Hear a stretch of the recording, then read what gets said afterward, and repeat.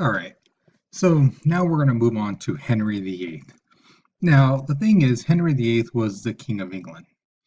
And this guy, which is in the picture to your right, he married a woman named Catherine of Aragon. Now, the thing is, you have to remember back in the day, they didn't know anything about biology. Okay. So they figured that when a couple got together and they were having a kid, that it was the woman who controlled basically if it was a boy or a girl. But nowadays we now know that it's the man. Okay, it's the Y chromosome and all that stuff. So basically, she didn't have a boy; she had a girl. They named her Mary. Now remember, it's vital, almost to the point of crucial, that the king has a son to pass down the name to.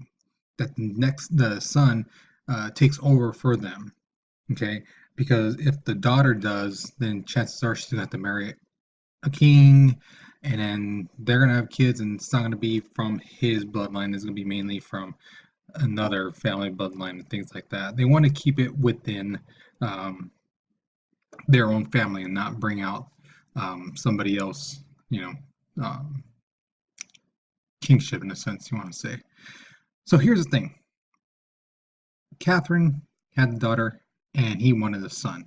So then there was this girl named Anne Boleyn. Now, he looked at Anne Boleyn and was like, okay, I think you could have a son for me. But the thing is, he was married to Catherine of Aragon. And at this time, they were Catholic. And once you're Catholic, especially back then, you could not really get a divorce. Um, it was very rare to get a divorce. Basically, when you said till death do you part, you meant that. Yeah, you know. So it was very wise back then to choose the person you wanted to marry. Now, the thing is, he said, you know what? How about this? How about annulment? Which is basically a divorce, but just lighter. And the church is like, no, you're not getting an annulment. So basically, what he did, it was like, you know what? Since I'm the king, I'm going to have the church break away from the Catholic Church, and we're going to start our own church. To heck with the Catholic Church and this and that. They won't give me a divorce or an annulment. Fine, we're going to break away. And that's what they did.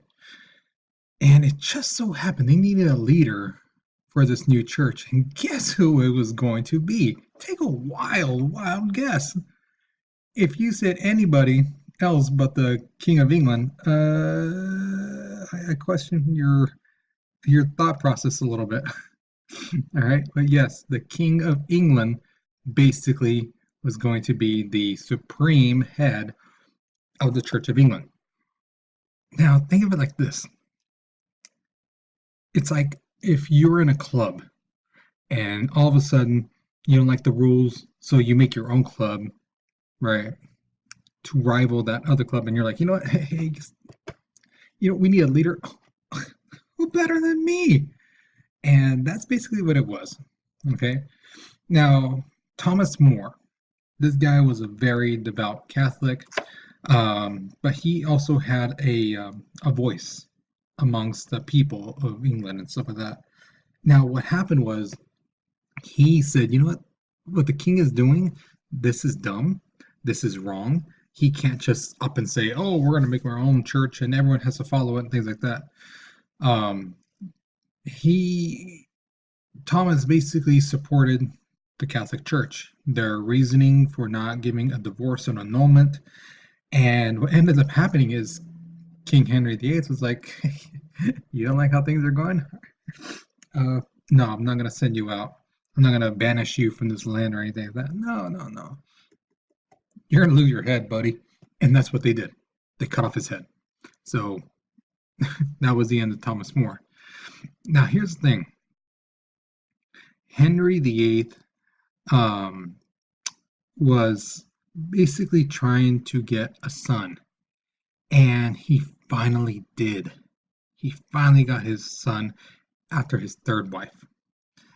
And the thing is, Henry VIII died in 1547, and this left his 9-year-old son to take over. And this son became known as Edward VI. All right, so here's your end of the notes question. The ticket out if you want to use that. How do you feel about Calvinism taking control of a city, enforcing their rules? So think of it like this.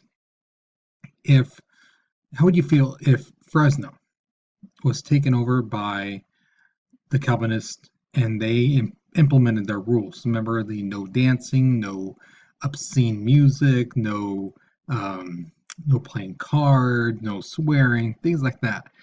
Um, how do you feel about that?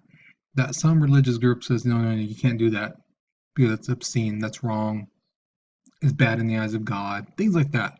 How would you feel? So write down what you think, all right? And here's the writing prompt.